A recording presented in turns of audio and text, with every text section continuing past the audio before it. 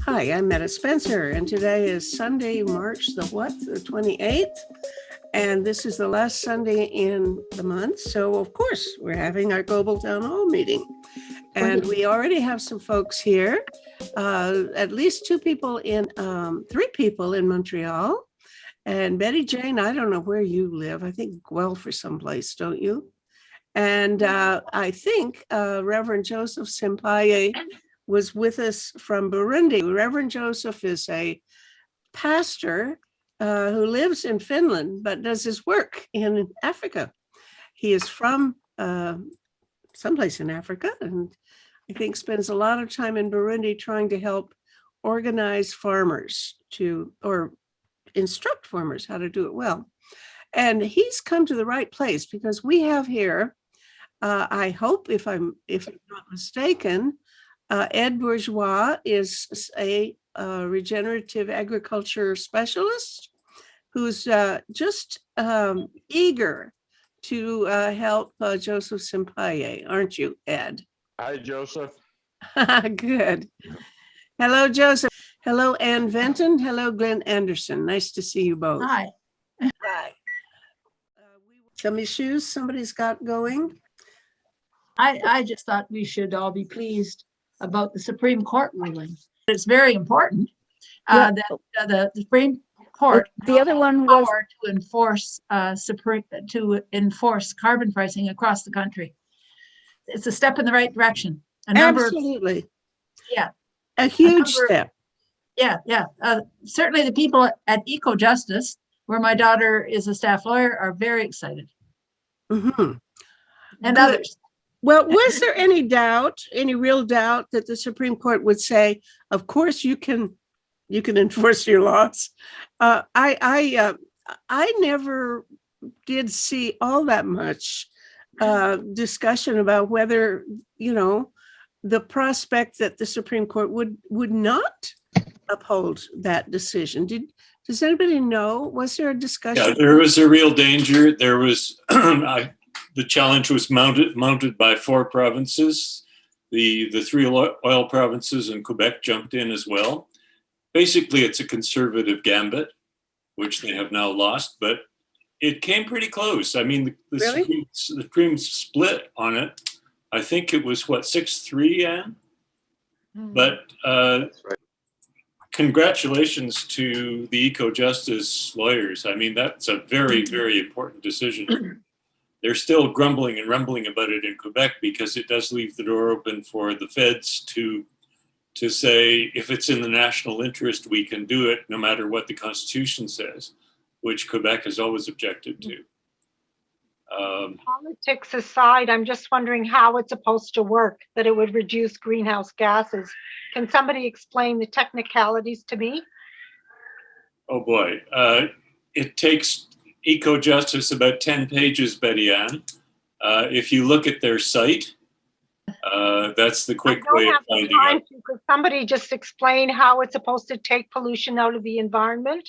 Because I feel that the perpetrators are going to just pay the taxes and people are going to be happy with the money they get, and it's going to continue. I feel that carbon sequestration is an alternative.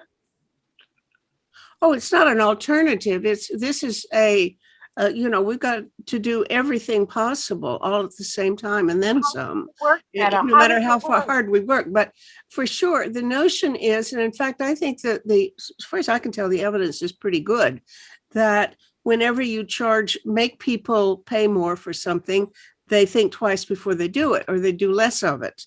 So the idea is simply to control do we have over what kind of fuel we use. I'm sorry. How much control do ordinary taxpayers and people have in preventing pollution by the oil and gas fossil fuel people in general? The idea is just to get people to use less of it, and that will happen as a result. It's expensive, and I don't think any amount of money for carbon tax is going to cover a new furnace, to switch from gas to electricity, etc. And I think the emphasis is put upon the individual there And I think that the polluters should be the people who pay for it.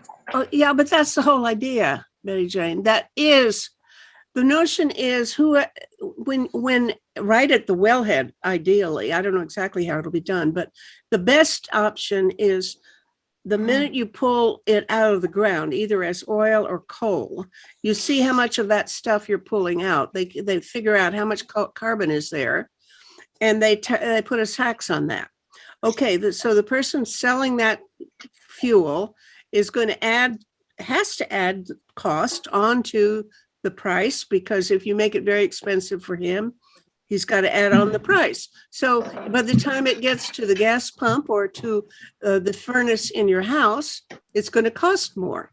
However, you're going to get that money back. So however much more it costs you as a car driver or the person with the furnace, however much that is, you're actually going to get more back than it cost you. So it's, I think they're buying people off at least the as money. much back, and therefore you have every reason to use less fuel, switch over to less expensive kinds of fuel or some other kind of fuel, and then see if you can make a profit by getting more money back, et cetera, which you won't make a profit, but this will clearly make it more desirable for people to use less fuel. Well, it's not just individuals, it's manufacturers, it's everybody. How about people who are dependent upon wood as fuel? Do they have to pay taxes as well, and will they get rebates? No, they won't have to pay taxes on wood. You'll only have to pay the tax on the fossil fuel that you Fossil fuels. yeah. I still think it's not going to work, because the industry will just pay the taxes and people will be paid, and I don't think it's going to Well, they will control. pay the taxes. They can't help it, but they'll also charge you more. And that's the thing. They'll charge the manufacturer and they'll charge all of us more. But then we get the money back. So it's just an incentive for us to be more careful how much we use. I don't think it's. Will this make a difference for multi-billion-dollar corporations? How much are we actually billing them? Because what may be a lot of money to an individual, even if it's scaled for a corporation level, a company that has billions in assets is going to just see it as pocket change, unless we scale it realistically to actually make an impact on their operations. Excuse me, but these are exactly the things that are discussed on the Eco-Justice site at considerable length. I don't think we're going to get very far with people saying, I don't believe this and I don't believe that. Why not go and see what the experts say? And then we can talk about it more rationally. Are you an economist and a scientist? Oh, I thought you said, are you a communist? Very strange. Are you an economist? Economists with the dollars and cents values at the NSE. Well, I liked the question better when it was whether David was a communist. Okay. I don't know. I don't want to shut off conversation. Let him go, David, because we want to argue this. It's fine. I think it's an important thing to discuss. And I honestly think, I'm going to shut up now because I want you guys to talk about it. But I think that of all the things that we could do to reduce global warming, the most promising thing that we could possibly do is carbon taxation on a big scale, which is what they're going to do. It's $30 a ton this year. It's going up to 40. They will gradually increase it. What they do, when they get up to $100 a ton, people are going to be saying, oh boy, let me find some other source of fuel, or let me ride my bicycle. Governments are not permitting burning of wood for fuel. In cities, it's not allowed now, but also be probably in smaller areas. How about No coal? bonus. Is there legislation against coal, the way Trump brought it in? What I was trying to say was that the very question that she's asking were dealt with extensively by Ann Benton's daughter. A team of expert lawyers and expert economists. It's not like this was invented yesterday. How about scientists? Have scientists have any input in it? Scientists work for EcoJustice as well. They're part of the team. There's a huge literature on this. This is not a new thing. I was giving talks 12 years ago in churches around town, and I have a PowerPoint presentation that I made 12 years ago, and it's still good, still relevant. It's going to cost you way too much to use oil. That's what she's trying to explain. She wants you to change to a different source of fuel, like electricity. Oil and fossil fuels have to go, including gas, but electricity is not going to solve the whole problem either. Listen, I see that Glenn Anderson is burning with a desire to speak. Yeah, Glenn, maybe you can focus on this. yeah. Well, I what Meta said a few minutes ago. We need to do everything. There are lots and lots of different strategies, lots and lots of different kinds of solutions. We need to do all of them. And this issue about putting a price on carbon is one of the things that makes sense. And it's not just a matter for individuals at the household level, but if you own a factory, many factories are not fuel efficient. They are inefficient. They waste fuel. And so What kind of profits do they make? A factory, it's going to be in your financial interest to do better installation, better fuel efficiency, and that's just in your interest. And this is the case in all kinds of sectors. If you run, if you have a shipping company or a trucking company or whatever, you will have a financial advantage of going to a more fuel efficient method of transportation for your business. And so this is all over, and it puts solar and wind at a competitive advantage. Right now, solar and wind are becoming economically competitive with fossil fuels, and they're pulling ahead in some areas and for some kinds of energy usages. And this will further tilt it so that energy like wind and solar, geothermal, wave action, all kinds of stuff will be more cost effective.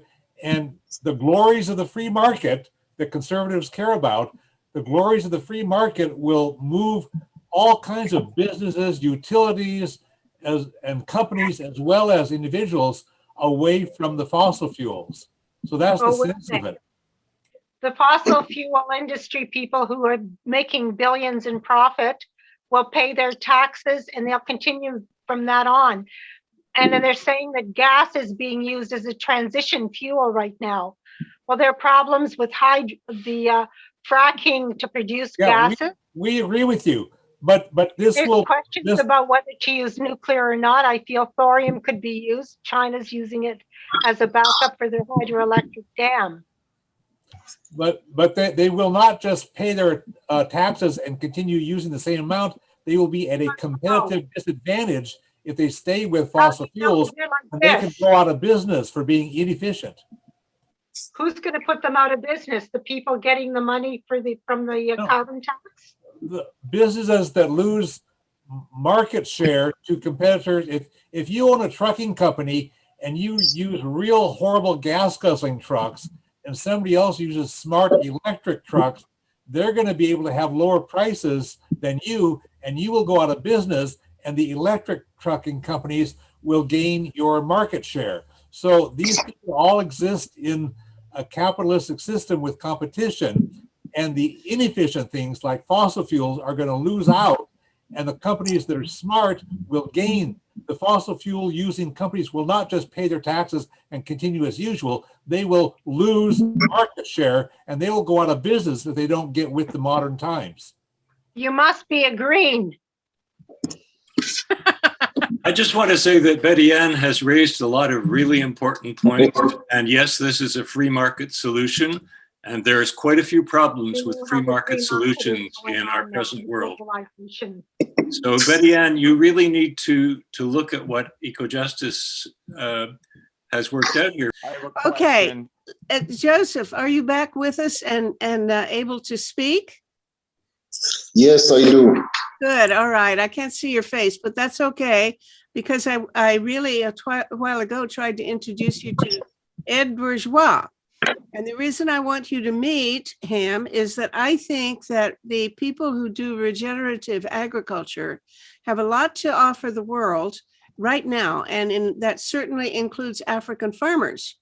And I don't know whether you're familiar with all of the work going on in developing new technologies for farming in ways that conserve, that keep carbon in the soil. And Ed Bourgeois will be able to give a little spiel to that if you're willing to, Ed. That I get a lot from farmers that are doing regenerative because they're sort of in the lead of for sequestering carbon and are being offered these carbon credits. One of the questions they have is we don't really understand the gap of the industry in the middle of it all between the person who's paying and a farmer that's receiving. So sometimes a farmer doesn't think he's really getting very much, and he doesn't know how much is being eaten up by the new industry that's in the middle, that's monitoring the carbon and you know, doing the whole function in the middle, sort of the middleman in this carbon credit thing, and whether that's really efficient enough in this situation. Elaborate on that, Ed. I'm not sure that's an issue that I'm familiar with. Maybe you can help me on that. Well, obviously there's companies that then have to go to a farm and they have to put in monitoring systems and collect data from the farmers, which they get also concerned about giving all their data without knowing what's going to happen to it. They're getting paid offered X amount of dollars, and somebody who's a company or a corporation who's paying into those carbon credits, what are their dollars? What's the amount of their dollars? So in other words, if a company is paying, I mean, I heard something, Bill Gates mentioned that he pays several $100s up to $1,000 per ton on carbon credits, and yet a farmer might be offered $10. So what's happening to those hundreds or tens of dollars in the middle? Who's getting that? How efficient are they? Are they sort of taking more than they need? That's sort of the question of this new industry that's just the middleman in all this. That is so interesting because I'm not familiar with that. Very interesting. Also, let's see how this meets Joseph's needs. Joseph, does this connect with anything that you're doing in Africa? Yes, I hear you. And I was also listening from brother there. As I have explained earlier, at least three times in our previous meetings, I'm just working with different groups of people in small towns and villages through the sector of agribusiness and farm, and also technology made modern. So we have a society or a kind of industry, and happily with the new government, they offer, we have already got all the needed documents which can help any investor.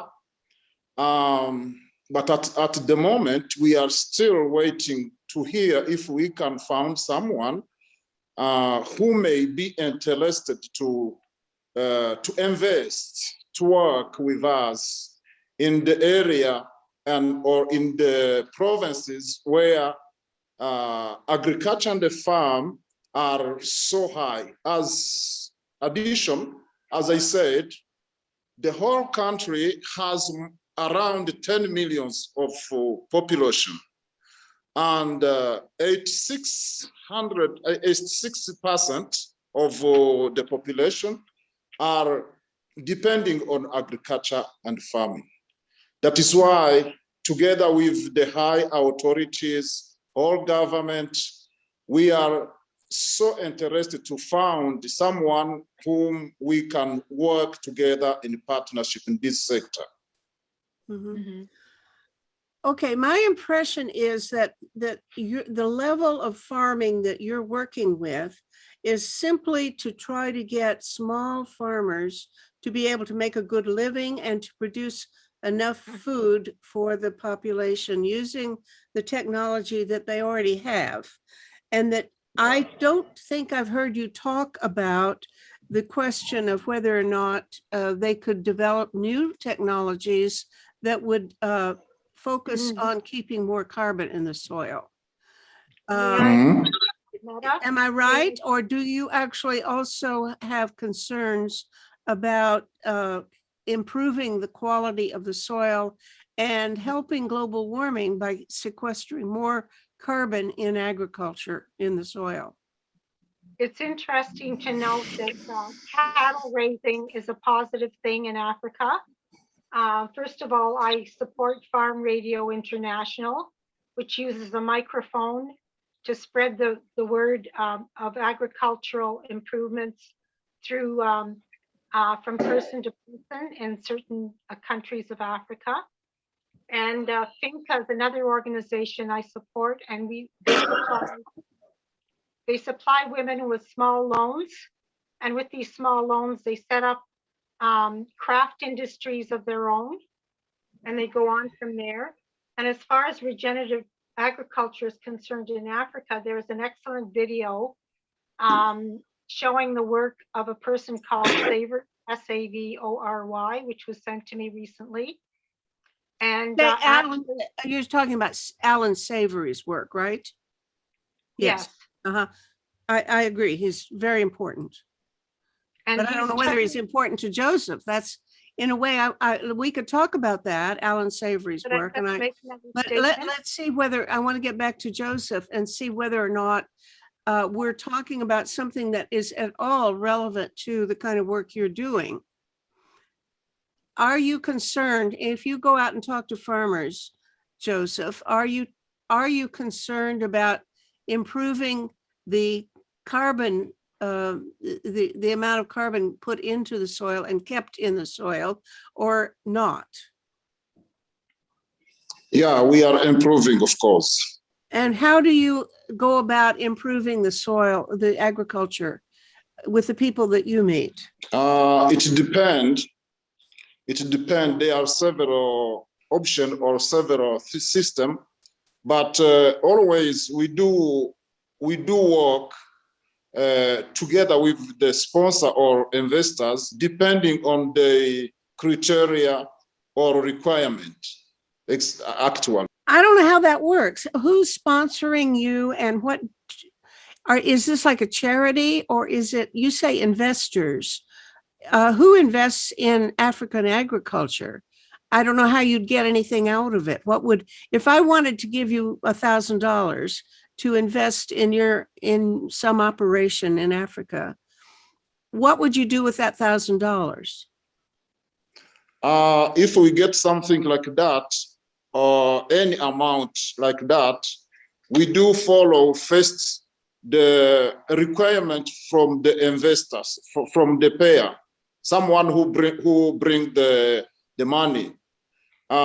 She or he need any interest. She also require or request some duration of project. She also require if the area or plots are available. So there are several requirements which we may talk and we have to agree together. Beside that, we have the availability already. For example, the area for agriculture, we have people, we have some local materials, we have etc.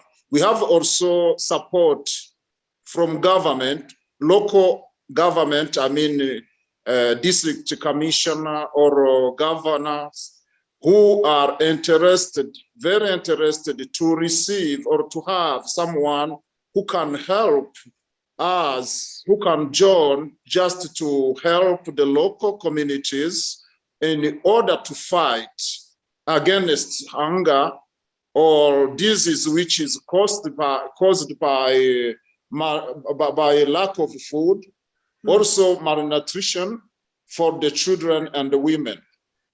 So that is how it works. I would understand easily if you call this a charity. In other words, I expect if I gave you $1,000, I imagine you would find something useful to use it on. But I can't see how you call it an investment because I don't see how I'd get anything back for it. What would I get for it? It depends. I just use the term investors, but it depend on people or a group of people. Sometimes shall be donors, sometimes shall be sponsors, sometimes shall be investors. It depends. Okay. Now let's call it honestly. I think in most cases like that, it's really a donation. But now Ed was referring to something else. And I don't know whether that's relevant, Ed, because Ed is talking about big companies that go in and are take charge of the operation or intervene in the type of they have a financial interest in the production. Is that right, Ed? Yes, I'd like to ask Joseph a question. Are they generally coming in and suggesting things like their improved genetically modified seeds, pesticides, fertilizers? Are those the sort of things that they're offering to help you with? Because in regenerative agriculture, the wonderfulness of it is that we are nature-based. We can have production that's equal with sort of that chemical agriculture, but you won't need fertilizers. You won't need pesticides. You won't need genetically modified seeds. So your profit can be much better. You'll improve your environment and you'll improve the health of the crops that you're growing. So these tend to be the chemical sort of extension people that are pushing that sort of type of agriculture on you? Yes, I can put my email in the chat. Yes. Because let me explain a little further too. What we've learned in regenerative agriculture, because we're using nature-based principles that are nature's the same all over the world.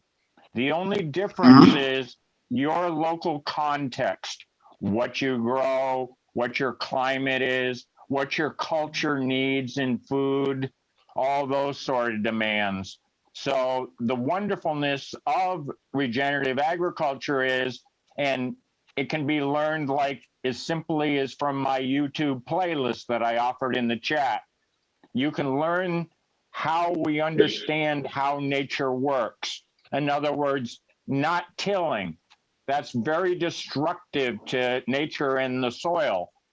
Using cover crops, not using pesticides and synthetic fertilizers that kill the soil microbiology.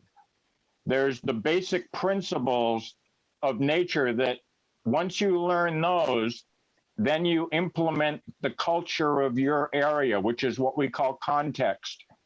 And that way you're able to self-control what you do in agriculture. You don't have to have these chemical companies coming in and telling you what to do and then charging you. They'll give you some free seeds, some free pesticides, and then, but eventually you're going to pay for them.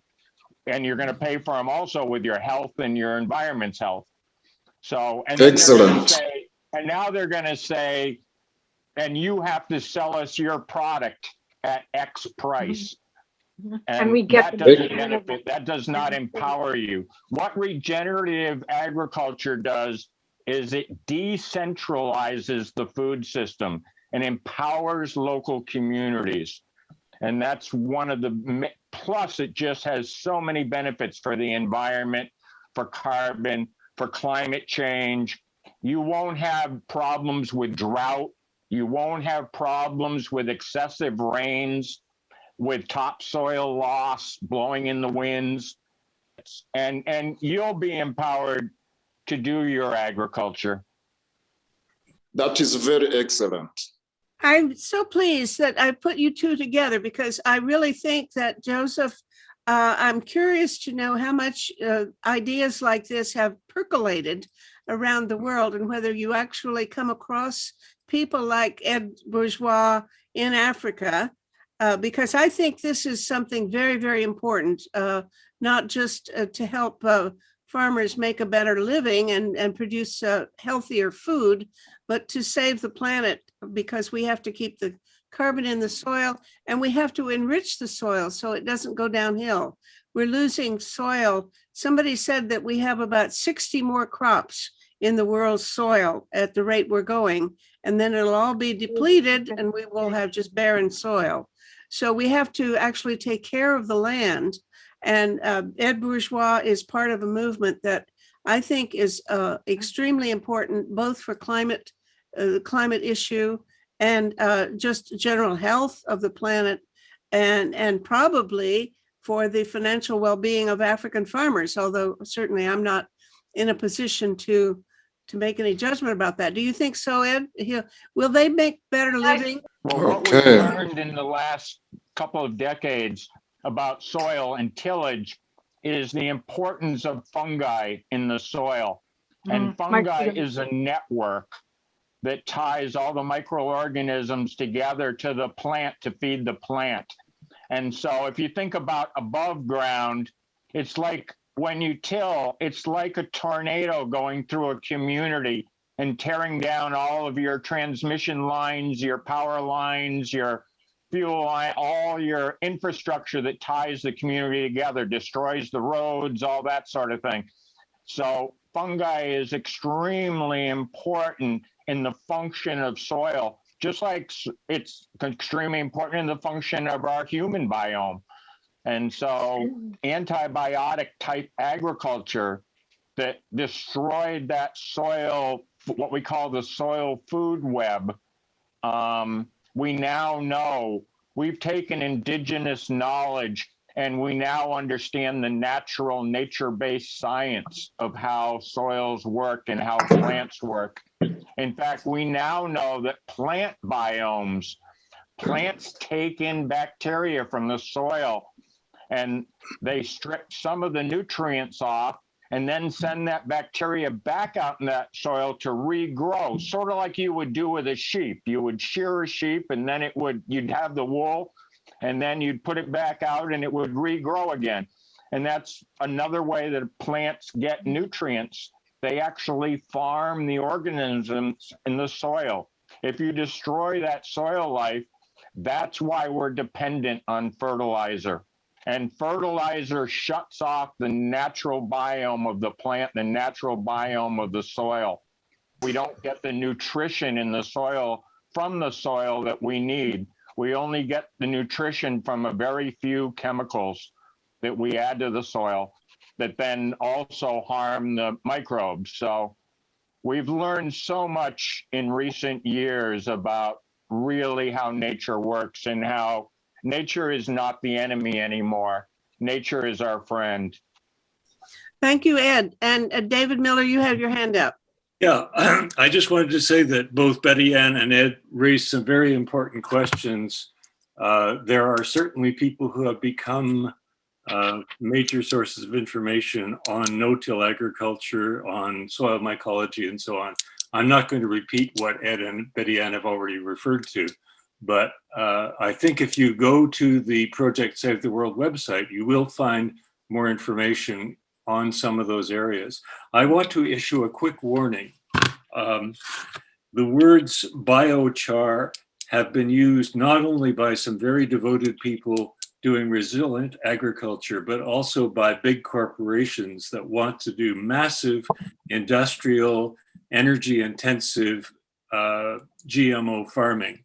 So be careful who you're talking to, because biochar can mean very different things depending who you talk to. There's a huge campaign called NBS, or Nature-Based Solutions. And it's phony. It's as phony as hell, and it's going to take us in exactly the wrong direction, adding to the problems by producing offsets for big corporations. And offsets are basically pollution permits. In your email to me, you mentioned the problem about the melting clathrates in the Arctic Ocean, and that this happens to be one of the most ominous threats facing humankind today. And I agree with you 100%. I've done a talk show about that recently, and we'll be doing more.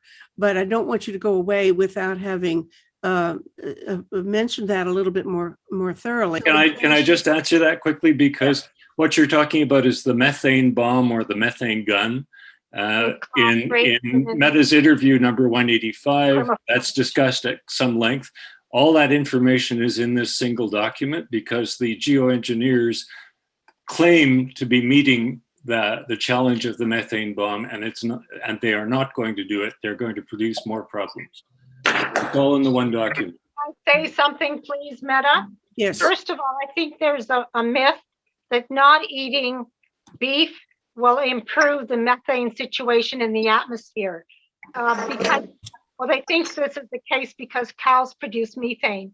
But if they're on the right diet, namely seaweeds, for example, they do not even produce methane.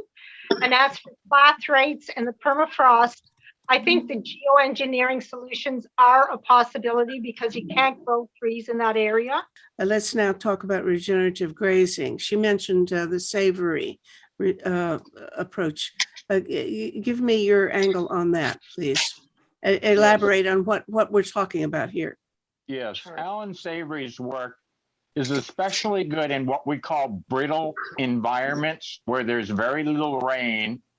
And because of human impact, often because of poor understandings of grazing, where there's not enough animals and they're just let out on land and the land never gets a chance to recover. So Alan's work takes land and by managing the animals properly, it can regreen and bring soil life back to that system. And then from that system, once you've gotten the land sort of brought back to life a bit, then you can start integrating some crop. It's a step in the right direction. And in some areas that are brittle, grazing and the type of soil and all that, and the culture, as I said, it's context. And meat's when it's grown properly, it's a very healthy nutritious product. It has we've had recent research showing all the phytonutrients, which are plant-based nutrients, that grazing actually helps to benefit people. And a lot of the problems in poor areas and in Africa is they're just not getting the spectrum of nutrients that they really need for health. And just throwing a bag of grain and saying, here, now you're not hungry, that's not solving the problem. Amino acids are essential to humans for proper growth and development. And actually, the problem was not that there wasn't sufficient food in the world, but rather the type of food, they need protein. Also, it's a distribution of food in the world. Mm-hmm. Well, I would recommend on that point a book called Sacred Cow. Thank you, Ed. Diana Rogers, and what's the other guy's name? The male. What is the message with Sacred Cow? It has to do with farming, the desirability of raising cattle for meat. She writes as a nutritionist, the first half of the book, talking about how we need exactly what you're saying, certain kinds of nutrients that are best met by eating meat and that's healthy. He writes the other half of the book, which is about the environmental impact of raising cattle and animals for food.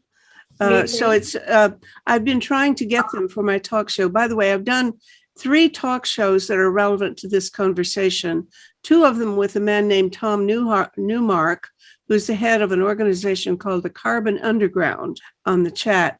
if he's talked about the value of carbon farming. He has a farm in Costa Rica, but the carbon underground is a much larger operation.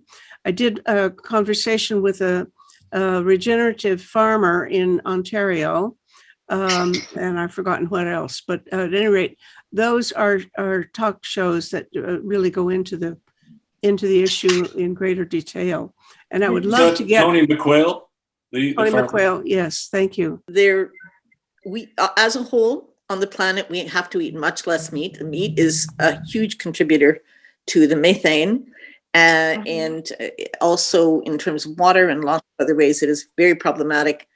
And it's not that everyone has to become vegan, but everyone has to reduce their meat. And people can eat completely plant-based diets, and it's very healthy.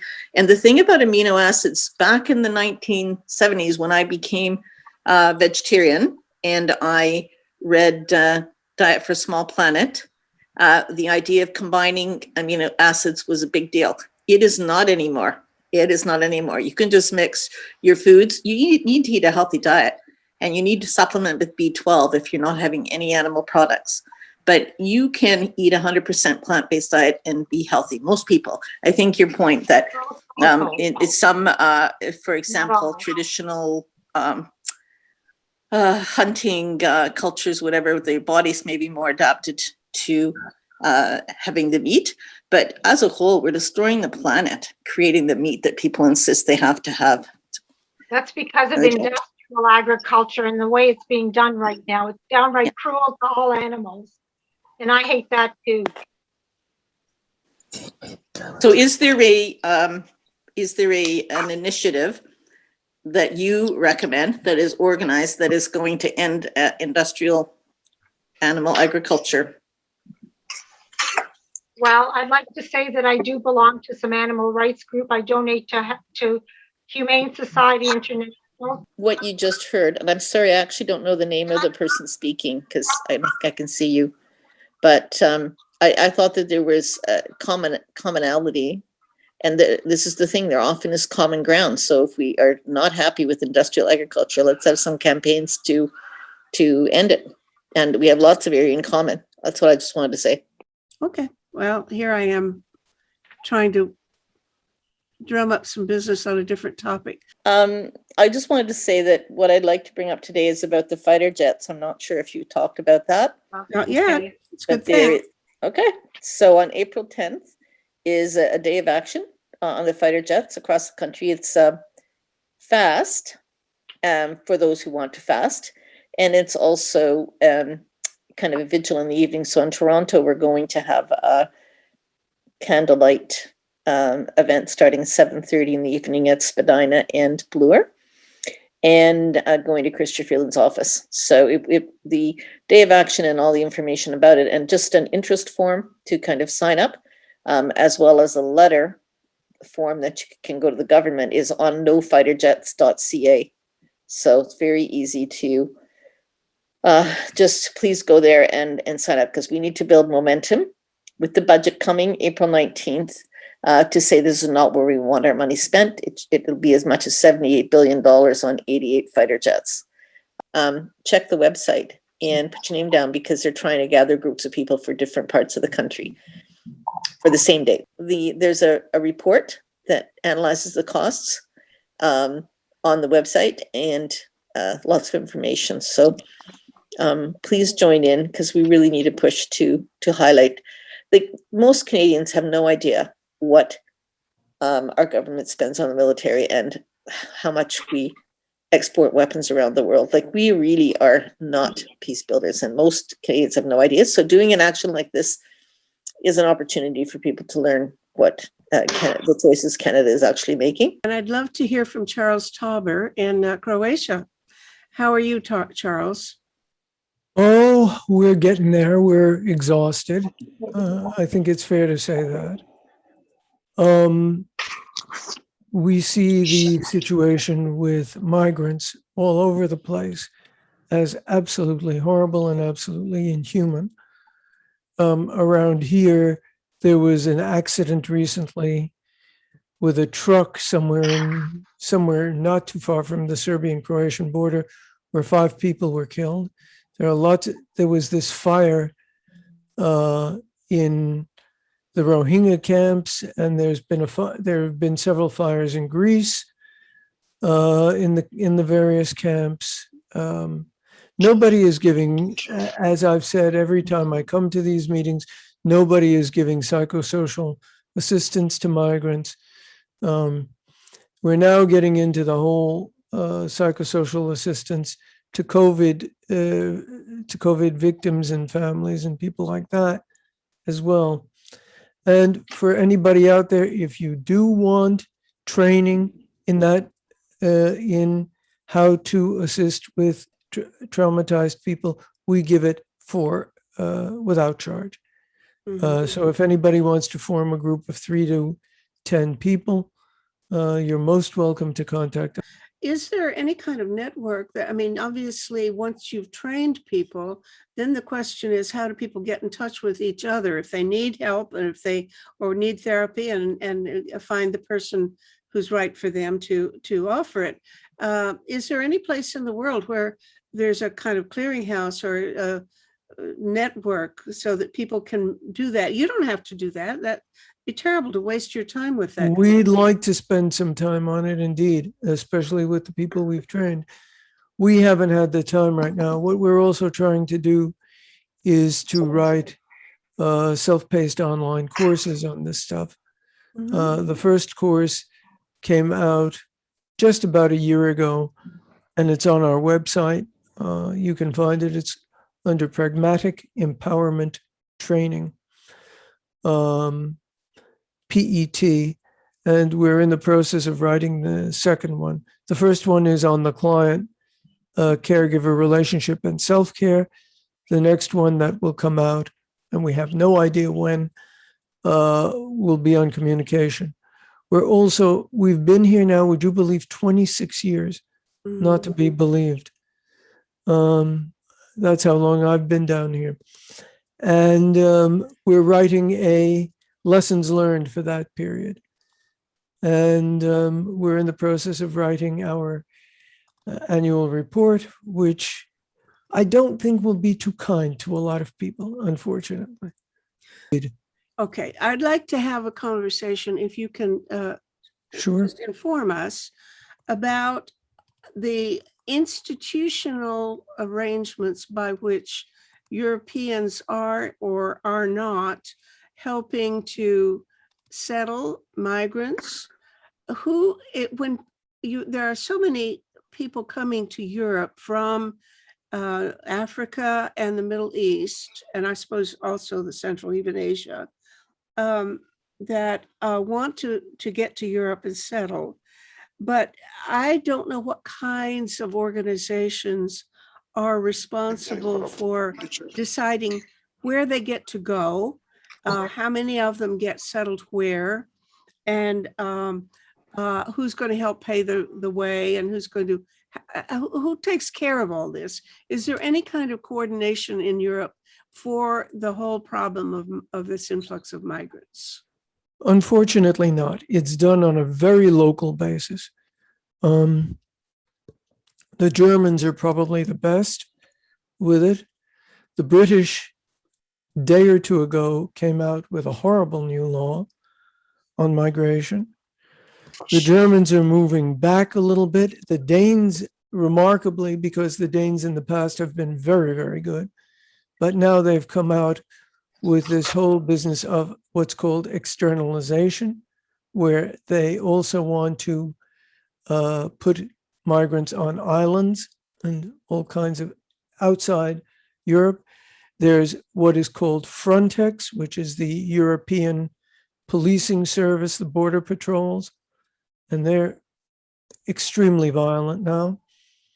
They have been for quite a while. Here in Croatia, they're extremely violent in pushing people back. There's the whole thing between Greece and Turkey. In short, it's a mess, and it's a complete mess, and COVID is making it, of course, even worse.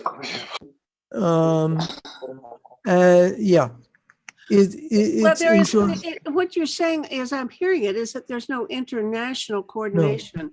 No, All of there these isn't. countries set their own rules Exactly. and, okay. And it goes even further than that, because even local authorities, local municipalities set their own rules. And so one municipality will accept 5 migrants, another will accept 10, et cetera, et cetera, et cetera. Okay, what does the UN Commissioner on, is it refugees, or I've forgotten what the. It's UNHCR. It would be UNHCR, United. yeah. Okay, now what kind of authority, if any, do they have? They What have kind- no authority. They can only recommend. And are they recommending things that, what happens? Is there any news from what they try to do? They're trying to be as humane as they can be, but and they provide camps in many places in the world. But these camps, again, there's very little psychological assistance to people. There's it's a mess. They get food in where they can. They're trying to prevent COVID spreading where they can. But it's not very nice. And it is the UNHCR that takes care of or supports all these camps.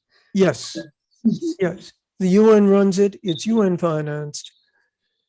In many cases, it's local government financing, and that gets very nasty and very difficult. Because in many cases, especially with the local camps, there is not enough food. There certainly is not enough COVID protection, et cetera, et cetera. It's really very bad. Reverend Joseph, do you have people in Burundi who are trying to migrate but having difficulty, or what's the story there with refugees? Are there any refugees? Yeah, we have refugees, people from Congo, from Sudan, and also from Somalia. Really? So, but many of them are from Congo, who are always willing to go to migrate in the EU through UNHCR, but it is completely difficult for them. Okay. Now, why are these people in Burundi now? They're escaping from violence, or what is the factor that's pressing them to become refugees? The reason why now they are located in 3 different camps, refugees camp in 3 provinces. But depending on the not violence, there is not any violence, is completely safe. But depending on the life, I mean, food, drink, clothes, that is the main reason which are surrounding them. That is also why they are thinking to go abroad. Well, how if they come into Burundi, what is the setup there? Are there camps for them, or do they? How do they survive if they are refugees fleeing into Burundi? And is Burundi all that safe, for that matter? Is it a good place for people who have to go for security reasons? Yeah, in whole Burundi is safe, peace is full, but in depending on, among the refugees, I visited them.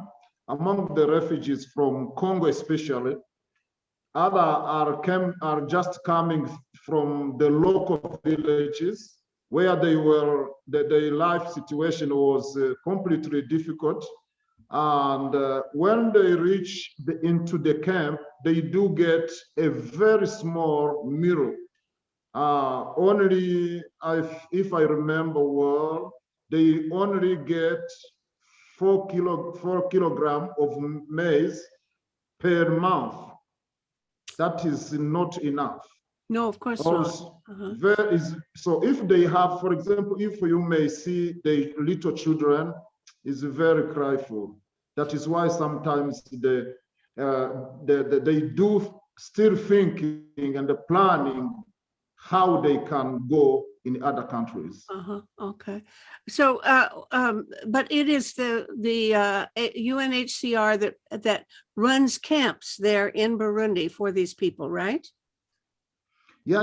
UNHCR is there. Yeah. Also, there is also one organization from US called Refugees I don't remember exactly but I think it's Refugees Committee, something like that.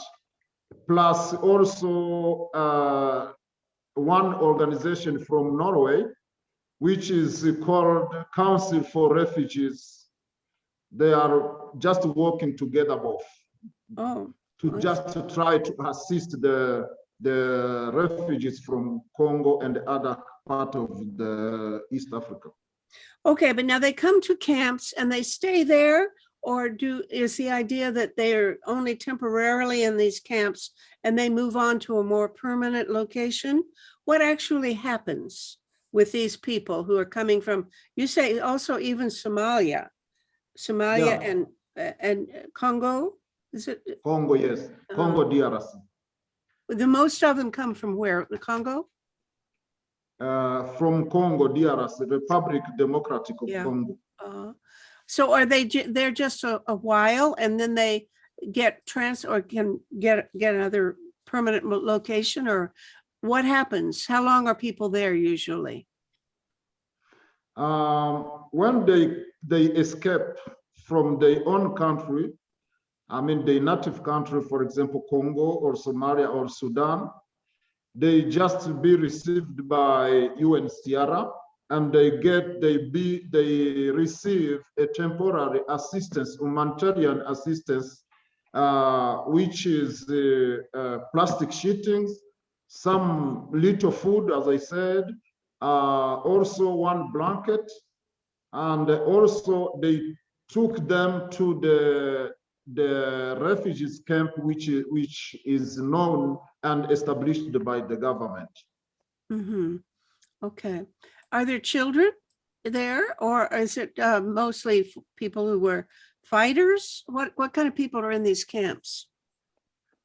They do live with the little children in one tent, and there are other organizations who are dealing with little children by providing education and also water,